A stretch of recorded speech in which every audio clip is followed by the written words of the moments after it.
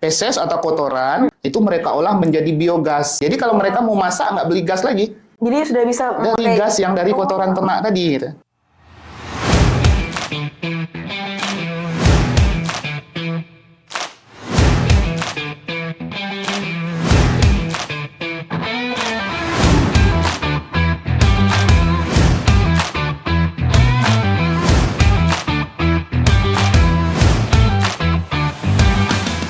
Assalamualaikum warahmatullahi wabarakatuh. Halo Sobat Tirta, selamat pagi, salam sejahtera untuk kita semua. Balik lagi bareng aku, host Prumdam Tirtasia, Barokah Rahmadani. Wah Sobat Tirta, gimana kabarnya? Pasti lebih baik dimanapun Sobat Tirta berada. Nah Sobat Tirta, kemarin kita sudah membahas episode sebelumnya, sudah banyak membahas mengenai campaigns. Pastinya sekarang kita akan lebih seru lagi mengulik mengenai peternakan dan juga lingkungan. Tentunya podcast kita pada pagi hari ini bakalan seru abis. Kita bakalan asik-asik bareng bersama narasumber dan juga bintang tamu di podcast Prumdam Tirtasia Kota Pekanbaru. Di samping saya ini ada Bang Zaki. Halo. Halo. Halo. Gimana Bang? Masih tegang kah? Enggak juga, biasa aja. Biasa aja ya. Jadi kita enjoy aja nih ya Bang Zaki. Okay. Bang Zaki dari mana? Saya dari Universitas Pahlawan Tuanku Tambusai. Oh, tadi pagi menuju ke sini sebelumnya Dari Panam, tinggal di Panam. Tinggallah ke Panam demi mewujudkan ya Bang ngobrol-ngobrol santai bareng kita. Dari Panam ke sini kira-kira berapa menit Bang?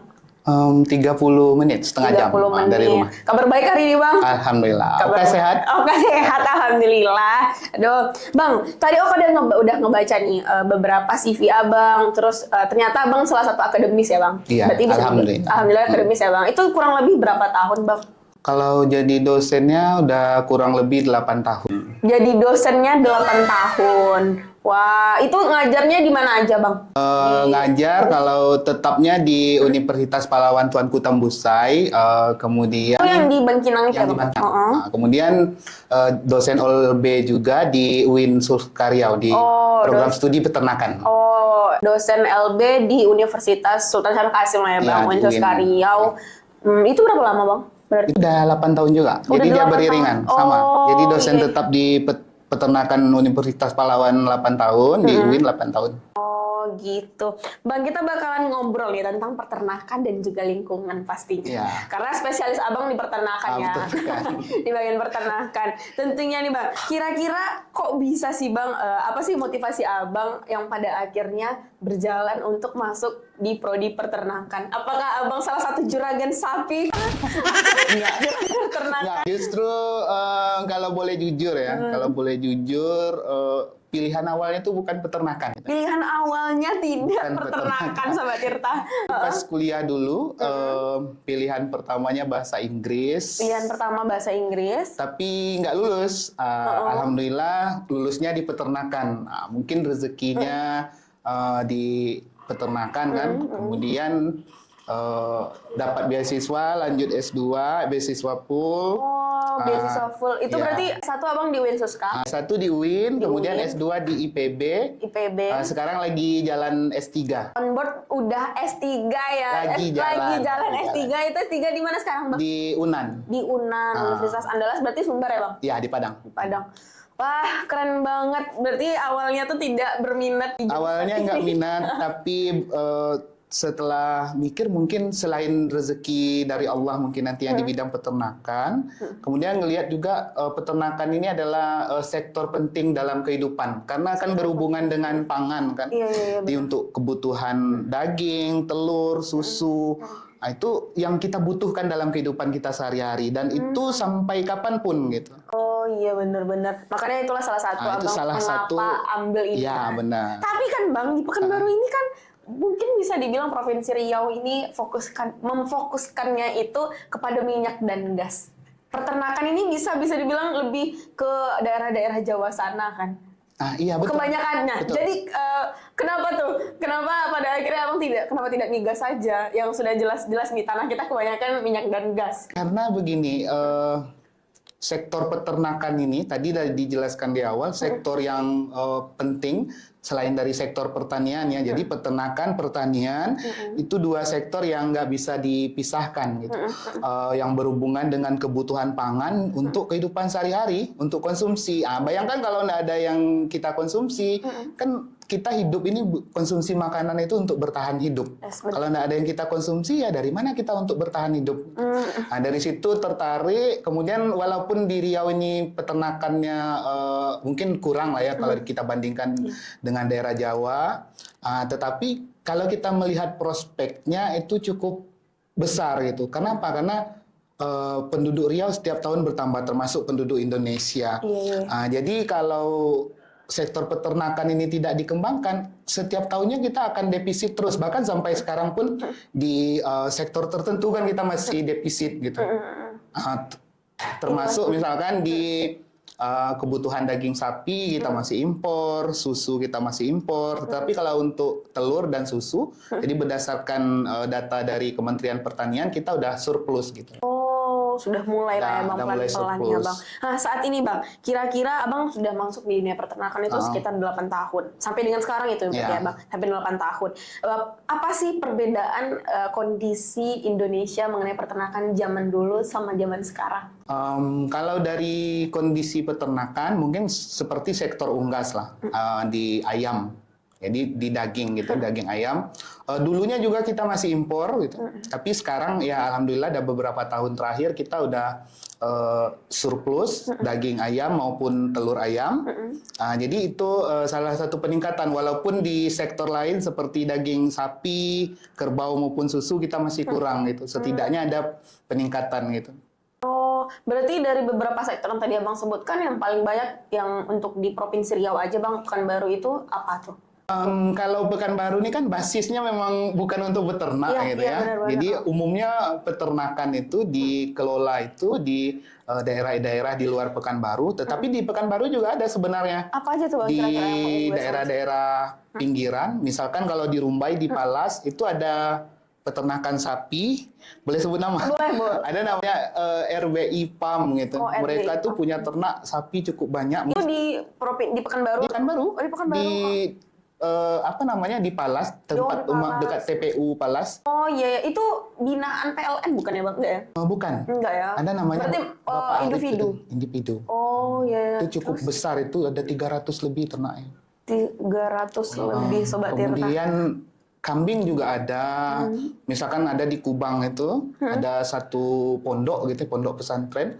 Mereka ada peternakan kambing, kemudian juga peternakan kambingnya tidak hanya menghasilkan daging, Tidak hanya tapi menghasilkan daging. juga menghasilkan susu, mereka olah susunya, mereka jual, bahkan mereka juga ada semacam kafenya lah di pesantrennya, coffee shopnya. Iya. Di mana itu Bang? Di Kubang, Di pesantren daerah Kubang. Al-Faruq. Oh, pesantren Al-Faruqi. Al-Faruq. Berarti mereka memang memfokuskan, memang mengelola lah ya, mengelola. Gitu. Wah, luar biasa. Apakah Bang Zaki ini memiliki peternakan, salah satu peternakan di antara itu, atau memang fokus ke akademis saja kah? Kalau sekarang ke akademis gitu, karena kan tinggal di perumahan, jadi nggak bisa beternak. Kalau dulu kalau di kampung ya, kalau di kampung dulu ada sapi, ada kambing. Masih ada kah sekarang Bang? Kalau sekarang kan orang tua udah pindah sini, udah nggak ada. Udah nggak ada lagi ya. Tapi berarti pernah lah ya Bang berkecimpung di dunia peternakan. Jadi udah biasa, jadi kalau main sama ternak gitu atau apanya, jadi udah hal yang biasa aja gitu. Mungkin kalau Kak ketemu ternak masih takut ketemu sapi. Nah, iya sih, kalau misalnya rame-rame gitu kan. Nah, kalau peternakan nggak boleh. Nggak boleh ya? Dia nggak boleh. Ya maksudnya masa sama ternak aja takut. Orang peternakan. Iya. Gitu. Berarti udah bisa Bang meres usus sapi? Udah. Oh berani? Berani. Cuman kan di Riau kan nggak ada sapi perah. Dulu kalau pas di IPB ada sapi perahnya. Kami pernah praktek. Kemudian kami pernah kunjungan ke Pasuruan di Malang. Karena kan kalau di Indonesia nih pusat sapi perah atau penghasil susu itu di Jawa Timur, di daerah Pasuruan, Malang dan sekitarnya. Jawa Barat juga gitu. Oh, begitu. Tapi kalau misalnya untuk mata kuliah peternakan ini Bang, udah ada jurusannya juga di Pekanbaru, di Undri juga sudah ada? Undri enggak. Oh, Undri belum. Jadi kalau di Riau itu ada 4. Yang pertama buka itu di UIN. Di UIN. Kemudian di Universitas Islam Kuantan Singingi, UNIK. Iya, UNIK. Kemudian yang ketiga di Universitas Palawan yang tempat saya ngajar. Kemudian yang keempat itu di Rokania, di Rokan Hulu. Rokan Hulu. Nah, Universitas Oh. Rokania. Itu baru buka 2 tahun tuh kalau di Rokania. Wah, begitu. Jadi Sobat Tirta, kurang lebih begitulah kondisi dari peternakan yang ada di Pekanbaru khususnya dan juga Provinsi Riau, di mana Bang Zaki ini adalah salah satu akademis, yaitu dosen tetap juga, dosen luar biasa juga yang berkecimpung di dunia peternakan selama 8 tahun kurang lebih. Pastinya kita akan bercerita dan juga mencari menggali seperti biasa di dunia peternakan mengenai lingkungan dan apa-apa saja nih Sobat Tirta. Penasaran? Mari kita lanjut.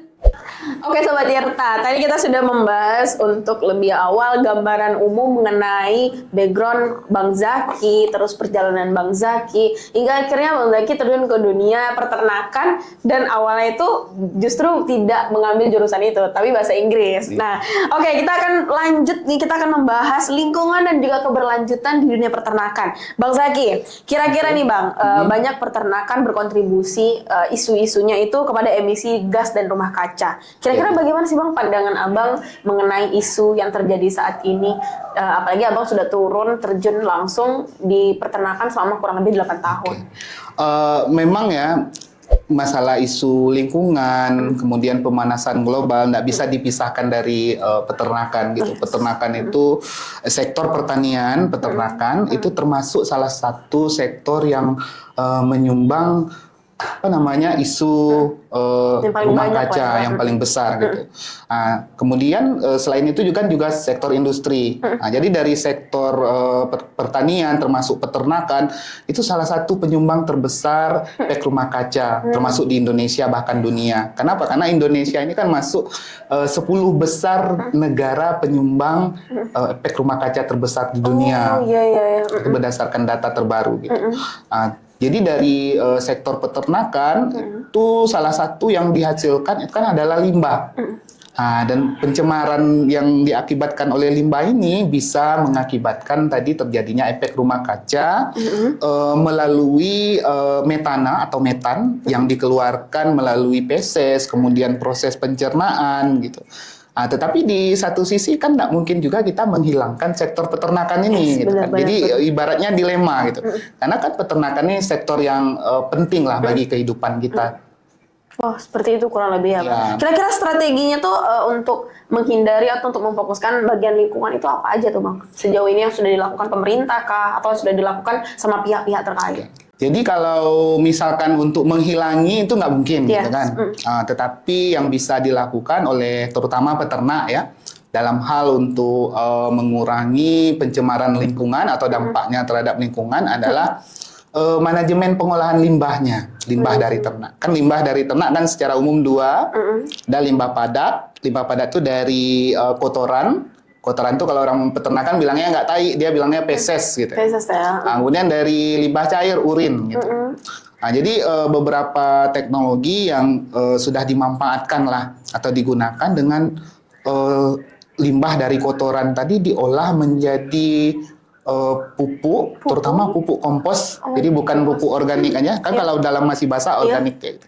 Jadi dalam artian tidak hanya bisa meminimalisir dampak dari pencemaran lingkungan, tetapi juga menjadi nilai jual atau nilai tambah bagi peternak yang beternak sapi kah, kambing kah, atau kerbau kah gitu.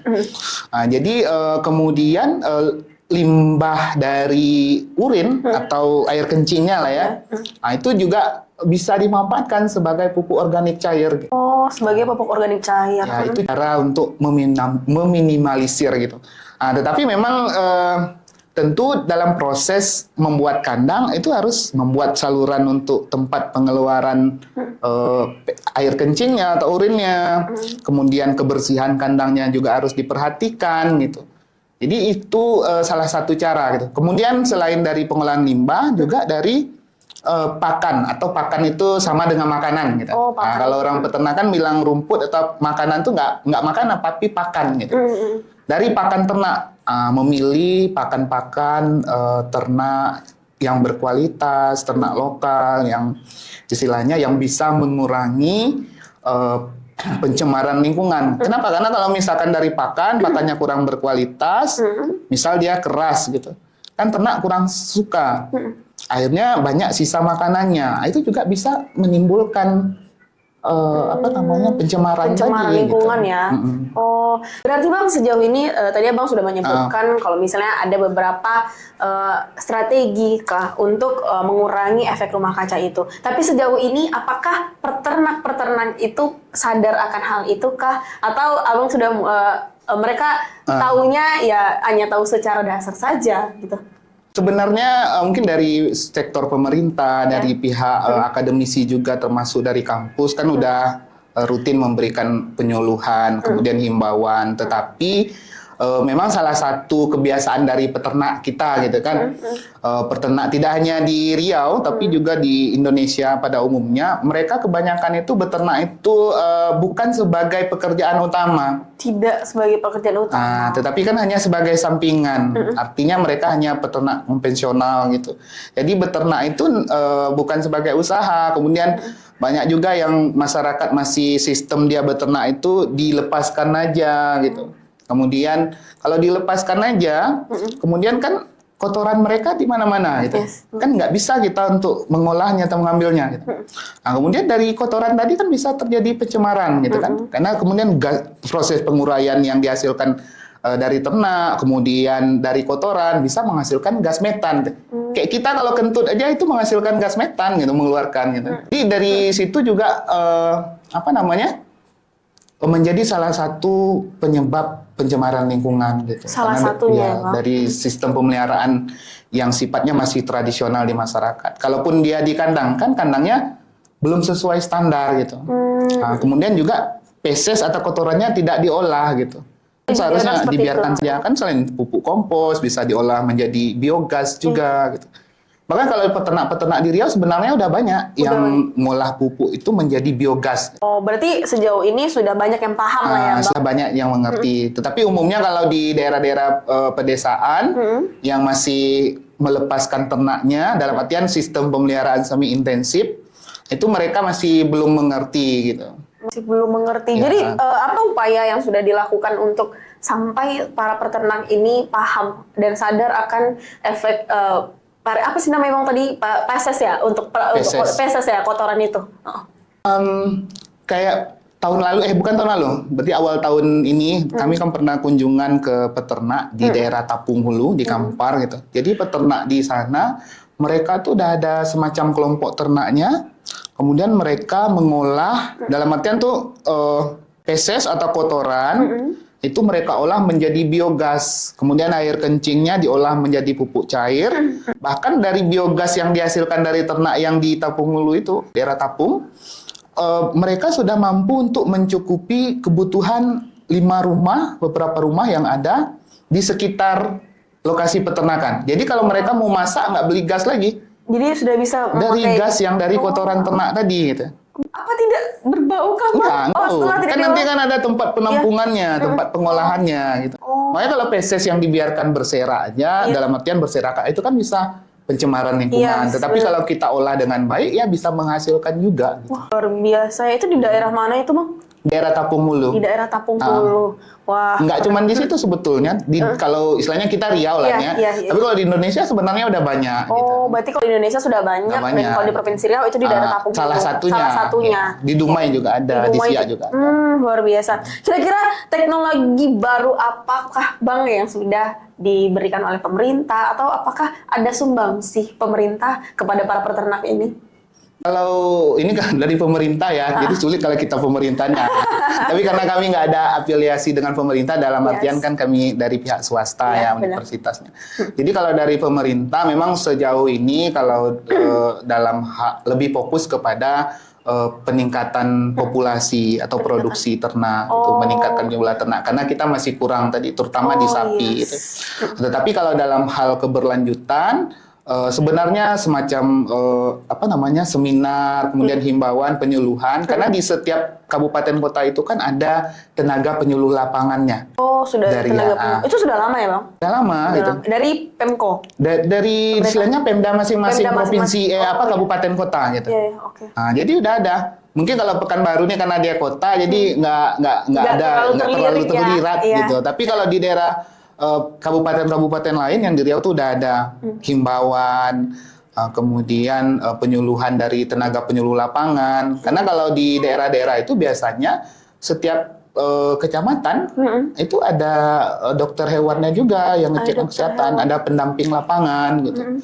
Nah, itulah program-program dari pemerintah atau dinas terkait kan. Tetapi ya kembali lagi semuanya tidak akan bisa kita lakukan kalau tidak kerjasama antara pemerintah, akademisi, peternak, termasuk masyarakat juga gitu. Oke, berarti begitu ya kurang lebih Sobat Tirta, kelingkungan dan juga keberlanjutan di dunia peternakan. Pastinya yang tadi dibilang Bang Zaki harus ada saling kolaborasi, bisa dibilang ya Bang, kolaborasi antara pihak akademis, peternakan, dan juga pemerintah setempat untuk mengelola dan lebih memperhatikan lagi bagaimana pengelolaan peternakan dan juga efek rumah kaca ini. Oke Sobat Tirta, mungkin kita akan lebih asik lagi Sobat Tirta membahas mengenai keberlanjutan dan juga apa aja sih kira-kira yang sudah dilakukan pemerintah setempat untuk peternakan.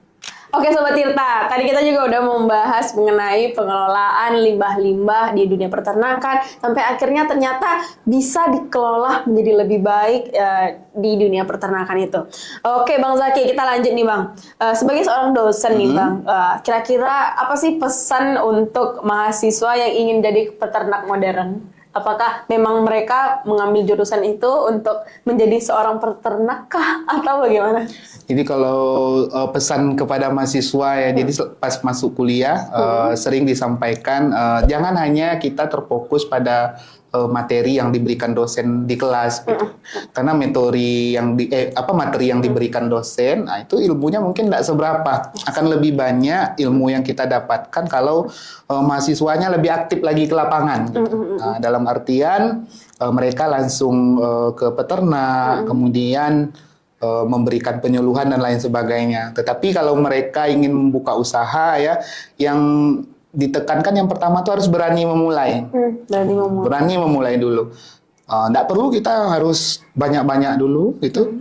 Tapi berani mencoba memulai, ya dari sedikit-sedikit itulah kita berkembang. Makanya ada kayak kawan saya juga satu angkatan gitu kan. Dia beternak ayam gitu di daerah Kampar juga. Dia awalnya hanya 100 ekor. Kemudian terus nampak berhasil lah dari 100 itu dia tingkatkan jadi 1000 gitu kan. Nah, minimal tuh dia walaupun bukan skala besar ya, tetapi ada peningkatan. Nah, begitu juga kalau mahasiswa mau memulai dari beberapa ekor dulu. Misalkan di ayam. Nah, kemudian di kambing gitu. Nah, kalau sapi mungkin modalnya cukup besar gitu. Karena kan satu harga bibit aja ada 8 juta, 9 juta tergantung bangsanya. Tapi kalau kita ternak ayam satu box itu DOC itu day old chicken, anak ayam gitu kan. Nah, itu masih ratusan ribu, masih murah gitu. Jadi istilahnya apalagi kayak ayam broiler yang sering kita konsumsi, yang ayam putih itu kan. Dalam 4 minggu nggak sampai 1 bulan, 28 hari itu beratnya udah bisa 1,2, 1,3 gitu. Bahkan ada yang sampai 1,5 gitu. 1,5 ya Bang untuk ayam itu. Tergantung makanannya sih yang kita berikan gitu. Jadi berani memulai dulu, kemudian jangan takut untuk gagal itu. Gagal biasa gitu. Ada juga senior, dia ternak sapi gitu.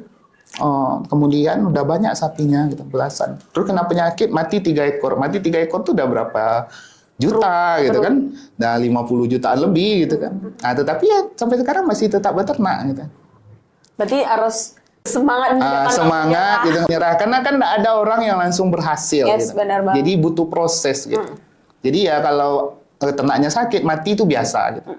Yang penting coba lagi. Oke. Kira-kira ada tidak Bang role model di dunia peternakan ini atau di Indonesia yang patut ditiru oleh mahasiswa Bang? Kalau role model tuh banyak gitu. Nah, jadi karena mungkin kalau kita di Riau ini bukan daerah basis peternakan ya, tetapi kalau untuk Indonesia sendiri itu udah banyak peternak-peternak yang sukses gitu. Kemudian metode-metode beternak yang mereka terapkan juga udah modern gitu. Kemudian ada mungkin salah satu di Jawa Timur yang itu cukup bagus juga peternak, namanya boleh sebut, ada Jabung di Jawa Timur, peternak sapi perah gitu. Mereka udah memproduksi susu, banyak, kemudian mengekspor. Baru terbaca bulan lalu atau 2 bulan yang lalu lah, mereka mengekspor makanan ternak ke luar negeri, mengolah makanan ternak sendiri dengan memberdayakan sumber daya lokal. Nah, itu salah satu. Kemudian ada juga di daerah NTB, Kolaka. Nah, jadi mereka menerapkan peternakan itu dengan sistem terintegrasi dengan pertanian. Jadi daerah namanya sistem LEISA. Jadi low input external sustainability agriculture. Jadi istilahnya dengan memanfaatkan sumber daya lokal untuk keberlanjutan peternakan. Nah, jadi istilahnya meminimalkan output dari sumber daya luar gitu. Dalam artian apa sumber daya lokal yang bisa dimanfaatkan gitu. Jadi di daerah sana mereka memanfaatkan sistem integrasi peternakan dengan pertanian, kemudian dari situ juga mereka sudah bisa untuk mengurangi dampak dari pencemaran lingkungan tadi. Ya, jadi kotoran ternak langsung dimanfaatkan sebagai pupuk organik untuk tanaman pertanian. Nah, kemudian mengurangi penggunaan pupuk kimia. Nah, kan pupuk kimia juga pencemarannya tinggi juga. Gitu. Makanya saling ada keterkaitan antara pertanian, peternakan gitu. Dan sebetulnya banyak lagi daerah-daerah di Indonesia.